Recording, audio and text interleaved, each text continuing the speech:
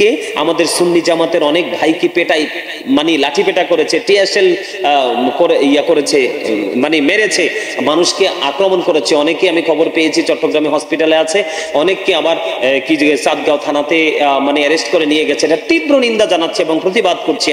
আমি সারা বাংলাদেশের আহলে সুন্নাত ওয়াল জামাতের অন্তর্ভুক্ত যত আমার ভাই বাবার আছেন, একদম হাই কোয়ালিটি, এখানে হাই কোয়ালিটি আর লো কোয়ালিটি নাই, তারপরে বলতে হয় সর্বোচ্চ লেভেল থেকে সর্বনিম্ন লেভেল পর্যন্ত আহলে সুন্নাত ওয়াল জামাতের অন্তর্ভুক্ত প্রত্যেকটা মানুষকে বলবো সোচ্চার হওয়ার জন্য, সবাই সবার জায়গা থেকে নিজেকে সক্রিয় করার জন্য। আমরা এই রহিসউদ্দিন, আমার ভাই রহিসউদ্দিনের হত্যার বিচার আমরা ইনশাআল্লাহ এই দেশের মাটিতে আমরা করেই ছাড়বো। প্রশাসনকে আমরা বাধ্য করব, প্রশাসন বাধ্য হবে এই রহিসউদ্দিনের মামলা নিয়ে তার যে আসামিদেরকে অ্যারেস্ট করার জন্য। আমি সবাইকে একটা কথা বলে দিতে চাই, সেই কথাটা হলো আমরা কিন্তু চুপচাপ ঘরে বসে থাকলে কিন্তু আমরা কি করতে পারবো না, বিচার পাবো না। আমাদেরকে ভুলে গেলে চলবে না, আমাদের শহীদ আল্লামা নুরুল ইসলাম ফারুকীকে কত নির্মম ভাবে হত্যা করেছে। বেঈমান কাফির যারা পশু জবাই করে তারাও কিন্তু তো নির্মম ভাবে কি করে না, পশুকে জবাই করে না। আর শহীদ আল্লামা নুরুল ইসলাম ফারুকীকে যেভাবে হত্যা করা হয়েছে, আমরা কিন্তু সেই শহীদ নুরুল ইসলাম ফারুকী হত্যাকারীদেরকে কিন্তু আমরা প্র্যাকটিক্যালি দেখতে পাই নাই, চিহ্নিত করতে পারি নাই, কিন্তু আমরা রহিসউদ্দিনের হত্যাকারীদেরকে আমরা প্র্যাকটিক্যালি দেখতে পেয়েছি। আমরা যদি রহিসউদ্দিনের হত্যার বিচার, আসামিদের বিচার যদি নিশ্চিত করতে পারি, আসামিদেরকে যদি আমরা ধরতে পারি, তাদের কি বিচারের আওতা আনতে পারি, আমার মনে হয় আমরা কি করতে পারবো, আমরা শহীদ আল্লামা নুরুল ইসলাম ফারুকীর হত্যাকারীদেরকে আমরা খুঁজে পাবো। আমি সবাইকে বিনীতভাবে অনুরোধ করব, আর আলোচনা লম্বা করব না, আমরা আমাদের যার যতটুকু আছে আমরা যে যেখান থেকে পারবো আমরা আমাদের কি করব, আমরা আমাদের জায়গা থেকে প্রতিবাদ করে তুলবো, আন্দোলন করব। বিচার যতক্ষণ না হবে ততক্ষণ আমরা মাঠে থাকবো।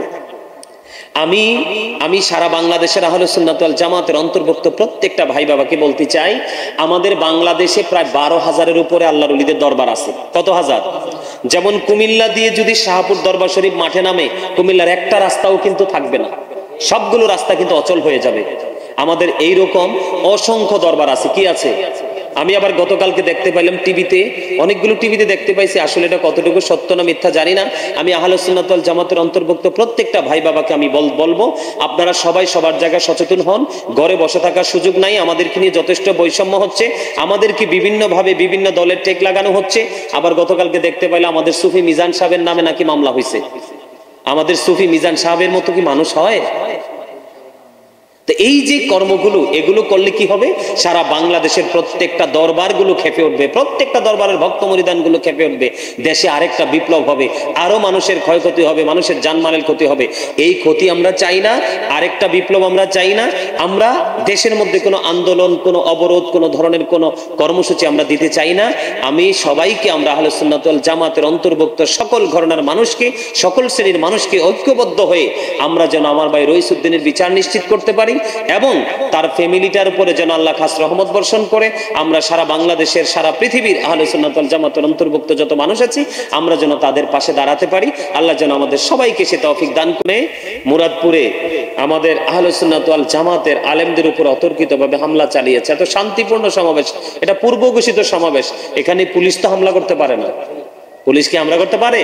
পুলিশ হামলা করতে পারে না এবং অ্যারেস্ট করেছে। এই হামলা এবং অ্যারেস্টের তীব্র প্রতিবাদ করছি এবং নিন্দা জানাচ্ছি, বিকটভাবে আমি নিন্দা জানাচ্ছি আমার হৃদয়ের গভীর থেকে, যে একজন আলেমকে এইভাবে দিন দুপুরে পিটিয়ে, পাশবিক নির্যাতন করে, তাকে আওয়ামী লীগের টেক লাগিয়ে তাকে কি করা হয়েছে, তাকে হত্যা করা হয়েছে।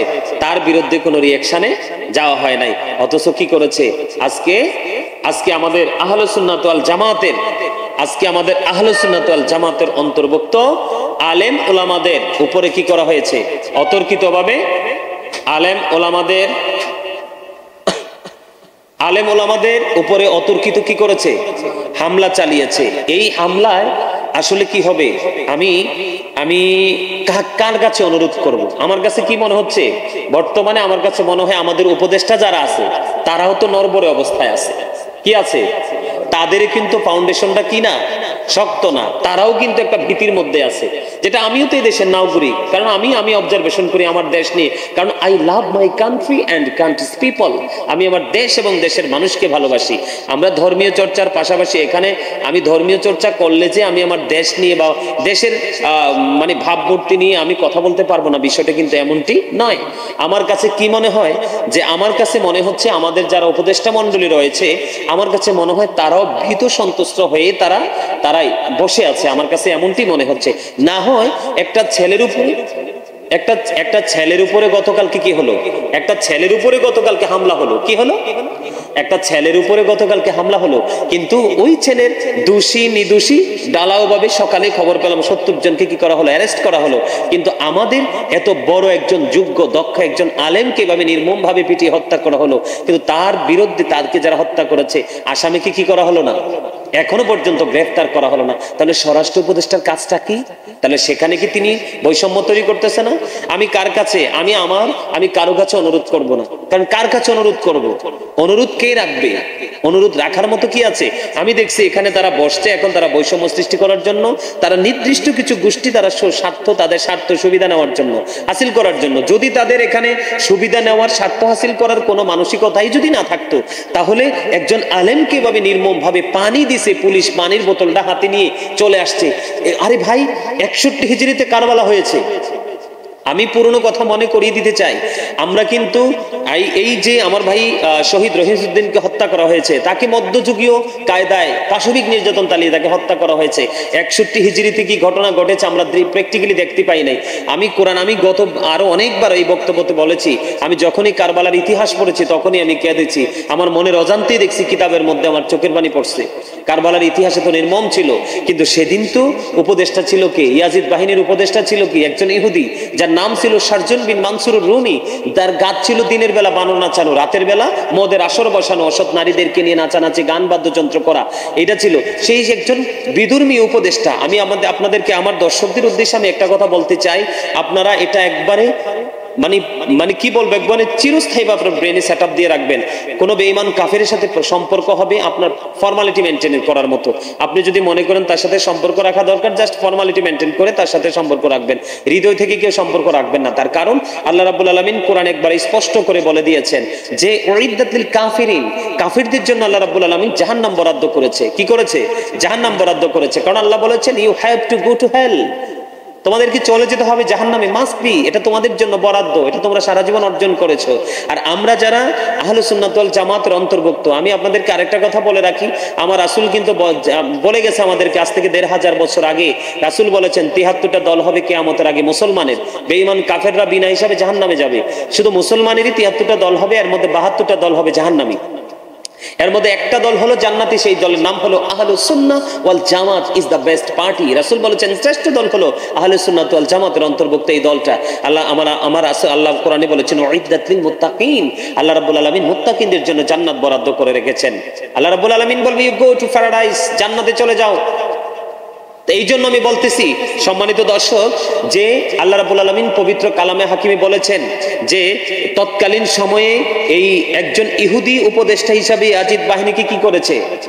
সহযোগিতা করেছে। তাদেরকে এই রাসূলের কলিজার টুকরা জান্নাতের সরদারকে, যাদের সম্পর্কে আল্লাহ রাব্বুল আলামিন কোরআন একবার স্পষ্ট করেছেন, হাদিস শরীফের মধ্যে রাসূল বলেছেন যে imam Hasan and Husain are the leader of younger people in Jannah, young জান্নাতি যুবকদের লিডার হবে ইমাম হাসান হুসাইন।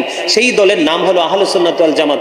যেই লোকটা, যেই পার্সনটা জান্নাতি যুবকদের সরদার হবে, নবীজি এনশিওর করে গেছেন, সেই ইমাম হুসাইনকে কারবালার ময়দানে পানি না দিয়ে হত্যা করা হয়েছে।